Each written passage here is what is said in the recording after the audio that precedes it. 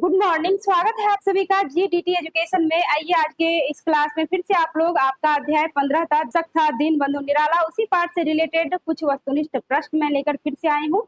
तो मुझे विश्वास है कि आप लोगों की तैयारी बढ़िया ढंग से जो है होगी। आप लोग बढ़िया से तैयारी करके आए होंगे और आप लोग जो ऑनलाइन बच्चे हैं आप लोग भी अगर साथ पढ़े होंगे तो उत्तर देने की कोशिश कीजिएगा। तो आइए देखते हैं कितने सारे क्वेश्चन हैं। जितने सारे यहाँ पे क्वेश्चन हैं सभी का उत्तर जो है आप लोग सटीक और सरल ढंग से बढ़िया से देंगे।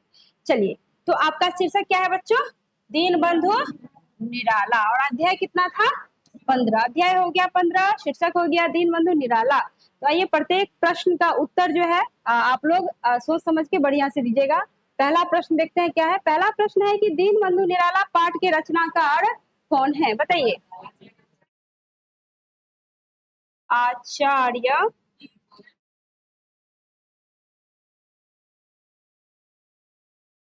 शिव पूजन सहाय। हाँ, आचार्य शिव पूजन सहाय। अब आपका अगला प्रश्न है दीनबंधु निराला कौन सी विधा है? बिल्कुल, निबंध भी बोल सकते हैं, जीवनी भी बोल सकते हैं। निबंध। अगला है दीनबंधु निराला किस पर लिखा गया निबंध है?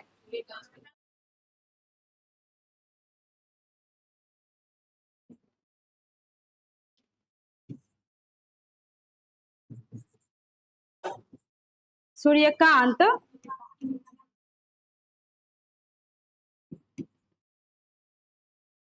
त्रिपाठी निराला जी। बहुत अच्छे। चलिए, अगला है जो रहीम दी नहीं लखे दीन बंधु समहे, यह प्रसिद्ध दोहा किस पर सटीक बैठती है? जी, निराला जी पर ही सटीक बैठती है, क्योंकि कहता है कि जो रहीम दी नहीं लखे दीन बंधु समहे, मतलब जो व्यक्ति, यहाँ पे रहीम जी का ये दोहा है, वो जो गरीबों के लिए जीते हैं, गरीबों के लिए लखते हैं, वह दीन बंधु के समान, अर्थात दीनों के, गरीबों के मित्र के समान, ईश्वर के समान, सखा के समान होते हैं। तो इसलिए यहाँ पे दिया है जो रहीम दी नहीं लखे। दी नहीं लखे से तात्पर्य जो दीन दीन दरिद्रों के लिए, गरीबों, लाचारों, बेबसों के लिए लगते हैं, उनको देखते हैं, उनकी जो है सेवा करते हैं, उन पे ध्यान देते हैं, वो दीन बंधु के समान होते हैं। यानी दीन मतलब गरीब, बंधु मतलब उसका मित्र, उसका सखा, है ना। तो गरीबों के सखा के समान, भगवान के समान होते हैं, मित्र के समान होते हैं। तो ये दोहा आपको पूर्ण रूपे निराला जी पे सटीक बैठती है, क्योंकि उन्होंने कितनी सेवा की, किस किस तरह से सेवा की, ये आप लोगों को पता ही है कि कैसे कैसे रेल के पटरियों पे जा जाके ढूंढ ढूंढ के उनको निकालते थे और वो देखते थे कि किस दशा में, किस स्थिति में है, और उसको तब भोजन पानी जो भी होता था, वस्त्र, उसका इंतजाम करके उनको देते थे। तो हमारे यहाँ, आपके यहाँ कोई मांगने आता है तब देते हैं, उसमें भी देने का मन है तो देंगे, नहीं मन है नहीं देंगे, बट ये खोज खोज के देते थे। तो सोचिए कि किस टाइप के व्यक्ति थे, कितना अच्छा उनका व्यक्तित्व था और कितनी सेवा में उनका जो है मन लगता था। अगला है निराला जी को समाज में किस प्रकार का सम्मान मिला? बताइए। बिल्कुल, सार्वजनिक सम्मान का क्या मतलब हुआ, कोई बताएंगे? बिल्कुल बिल्कुल, सार्वजनिक ढंग से सभी ने, समाज में, यहाँ पे समाज की बात है, तो निराला जी को समाज में जो है सार्वजनिक सम्मान मिला, मतलब एक दो आदमी से नहीं, सभी से इनको सम्मान मिला, सार्वजनिक रूप से, खुले खुले आम, खुले तौर पे, है ना। इस तरह से सम्मान मिला। अगला प्रश्न है आपका कि निराला जी किसके लिए आकर्षण का केंद्र और श्रद्धा भाजन बने रहे? बताइए। बिल्कुल, साहित्य अनुरागियों के लिए। अनुरागी लिखना हो तो साहित्य अनुरागी भी लिख सकते हैं, ये शॉर्ट हुआ। चलिए, किसके पास सारी विभूतियां अपने आप ही आती है? बताइए। जी, पुण्यशील। जो पुण्यशील होते हैं, दान पुण्य करने वाले व्यक्ति होते हैं, उन पे ईश्वर खुद ही कृपा बरसा देते हैं। अगला है दीनबंधु निराला के अनुसार भगवान को संतुष्ट करने का सर्वोत्तम उपाय क्या है? बिल्कुल, गरीबों की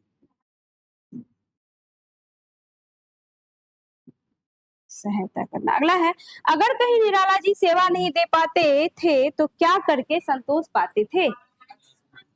बिल्कुल, वो अगर सेवा नहीं दे पाते थे तो हार्दिक सहानुभूति जो है देते थे। हार्दिक सहानुभूति मतलब मुँह से ही जो है मतलब कुछ अच्छा बोल के जो है लोगों को संतुष्ट करने का काम करते थे, खुश करने का काम करते थे। चूँकि हमेशा हाथ में पैसे तो नहीं रहते, तो जब उन्हें नहीं रहता था तो वो जाके प्रेम से उनको समझा-बुझा देते थे, हिम्मत हौसला देते थे और बाद में फिर इंतज़ाम करके भी वो सुविधा उनको प्रदान करवाते थे। चलिए अगला प्रश्न है, हर घड़ी निराला के मन में कैसी कामना जो है जागती रहती थी? बताइए। क्या? जी, गरीबों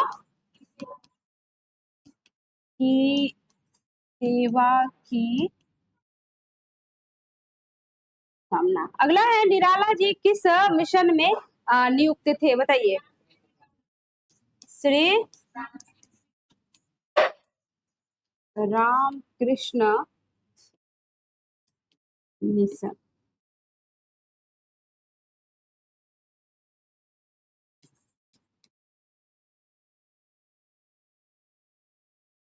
चलिए, अगला है, परमहंस जी और स्वामी विवेकानंद जी के जयंतियों तथा पुण्य स्मृति तिथियों पर विधिवत किसे भोजन करवाया जाता था? बताइए। जी, दरिद्र नारायण को। और दरिद्र नारायण से क्या तात्पर्य हो गया बच्चों? जो गरीब लोग, दीन दुखी लाचार व्यक्ति होते थे, उन्हें भोजन करवाया जाता था। अगला है, निराला जी किस समाज में दूध मिश्री की तरह घुल मिल जाते थे? बताइए। बंगीय समाज से तात्पर्य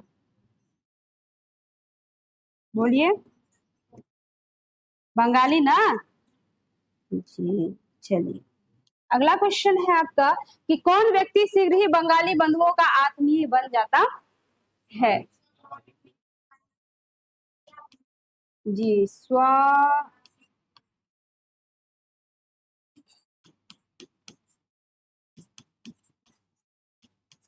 रीति रिवाज से। बांग्ला ना? जी, बांग्ला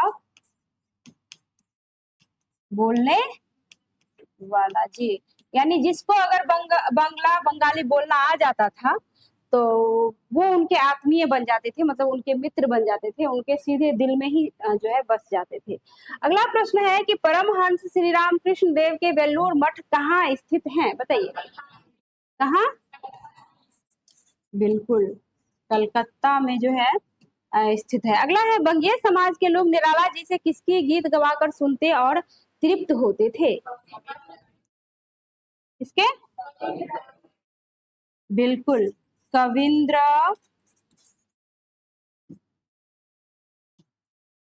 रविंद्र के गीत को गवाते थे, सुनते थे, आनंद लेते थे।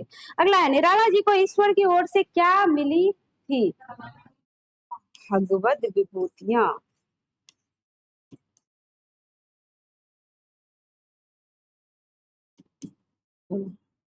अगला है, निराला जी का मस्तिष्क कैसा था? जी, चिंतनशील, हमेशा जो है वो कुछ ना कुछ सोचते रहते थे, चूंकि राइटर भी थे और इतने अच्छे विचारधारा के व्यक्ति भी थे तो हमेशा चिंतनशील बने हुए रहते थे। चलिए अगला क्वेश्चन है कि निराला जी के लिए शादी का प्रस्ताव किस परिवार से आया था? जी, बंगीय परिवार से, यानी बंगाली बंगीय परिवार से। चलिए बहुत अच्छा। अगला है कि अगर कहीं गरीबों को खिलाया जाता तो दरिद्र नारायण को भोज्य पदार्थ वितरित करने का काम कौन अपने जिम्मे लेते थे? बिल्कुल, निराला जी, सूर्यकांत त्रिपाठी निराला जी।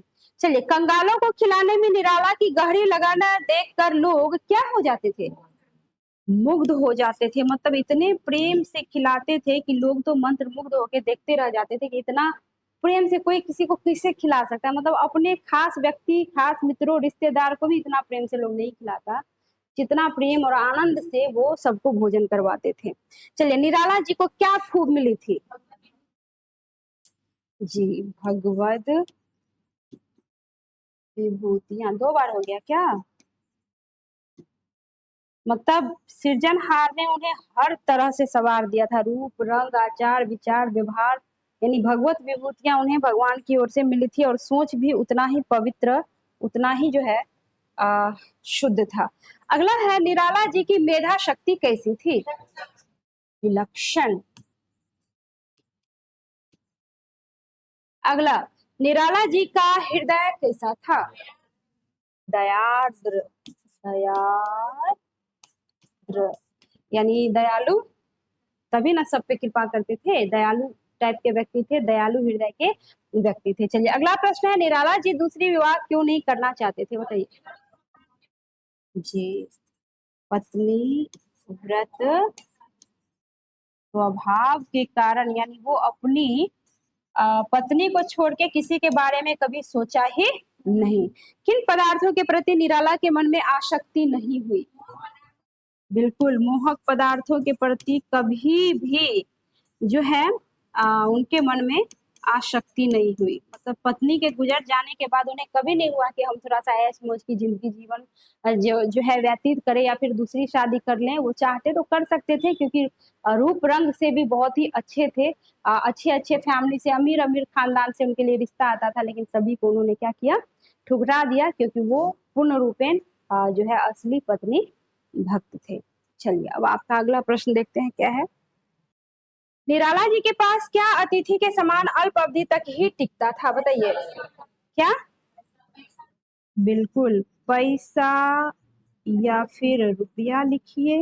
यानी पैसा आया नहीं, और खर्च जो है पहले से, खर्च का लिस्ट पहले से क्या रहता था? तैयार। यानी क्या कि आमदनी आई और तुरंत ही काम में लग जाता था। तो यहाँ पे कहता है कि पैसा यानी रुपया कभी भी उनके पास टिकता नहीं था, अल्प अवधि तक ही टिकने पाता था। चलिए अगला है आपका, निराला जी को अगर 1000 का आमदनी आया तो कितने हजार का चिट्ठा पहले से तैयार रहता था, बताइए। बिल्कुल, 1500 का। यानी अगर 1000 की आमदनी आई तो 1500 का लिस्ट पहले से क्या रहता था?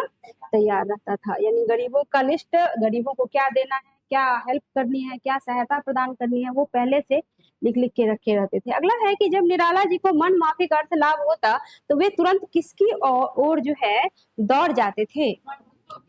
बिल्कुल, मर भूखों की ओर, यानी जितने सारे भूखे लोग होते थे उनकी तरफ दौड़ जाते थे। कलकत्ता सदृश महानगर की सड़कों के दोनों पटरियों पर वे किसे ढूंढते रहते थे?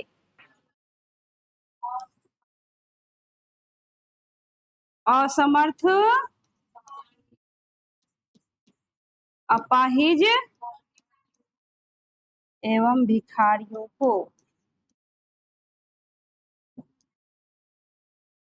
चलिए अगला है, निराला जी फुटपाथों पर क्या बांटते रहते थे, बताइए।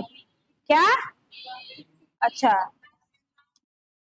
बीड़ी, मुट्ठी, मुगदी नहीं होता है, मुट्ठी होता है, और बोलिए। चना, मूंगफली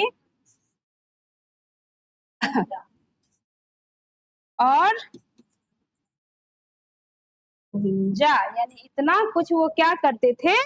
बांटते थे। चलिए अब अगला प्रश्न है, निराला जी की दानशीलता की कहानी सुनकर उनके पास कैसे कैसे लोग आ धमकते थे, बताइए। अच्छा, गांव के पड़ोसी, कौमा,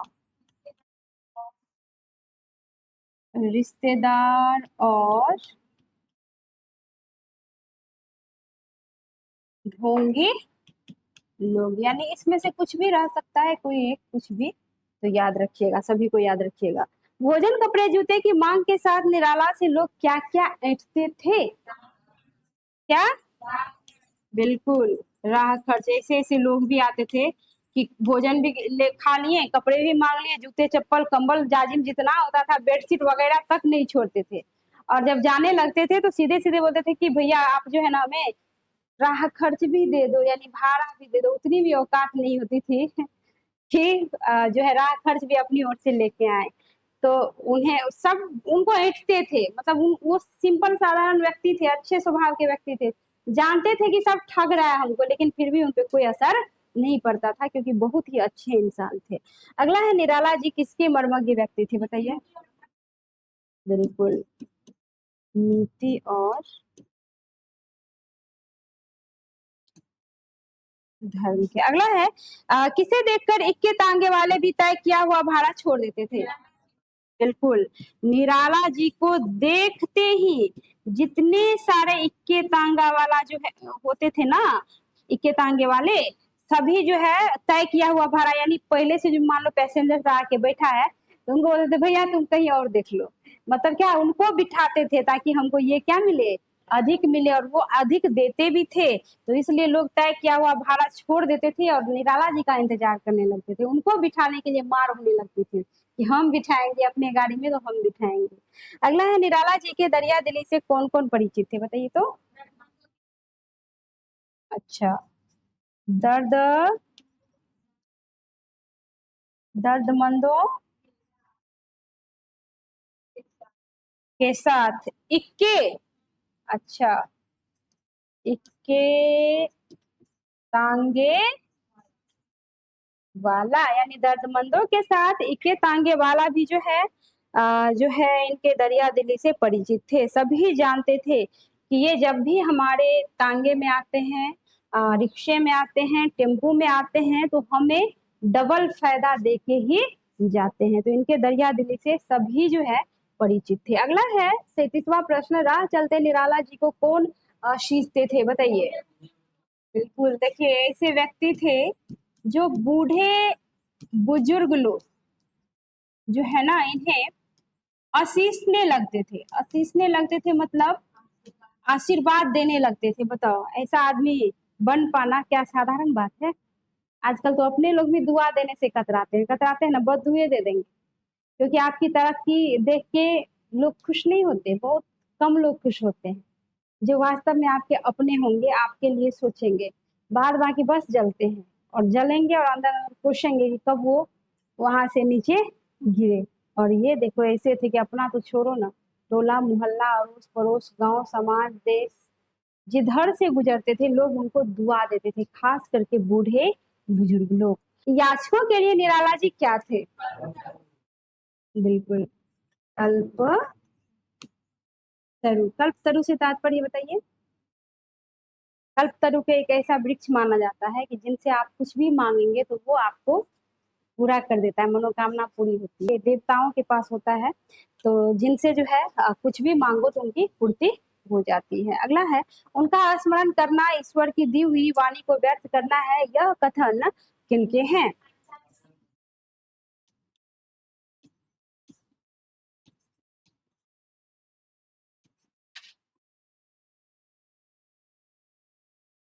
चलिए, अगला अंतिम क्वेश्चन है, दीनबंधु निराला जी का पूरा नाम क्या है?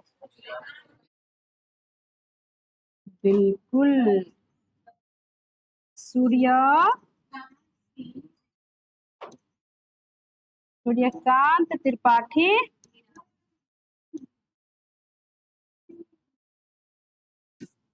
सूर्यकांत त्रिपाठी निराला। हाँ हाँ, इसमें सूर्यकांत सिंह भी होगा, सूर्यकांत सिंह त्रिपाठी निराला जी। तो और क्वेश्चन है क्या? The end. तो आपका हो गया द एंड, यही तक आपका प्रश्न था।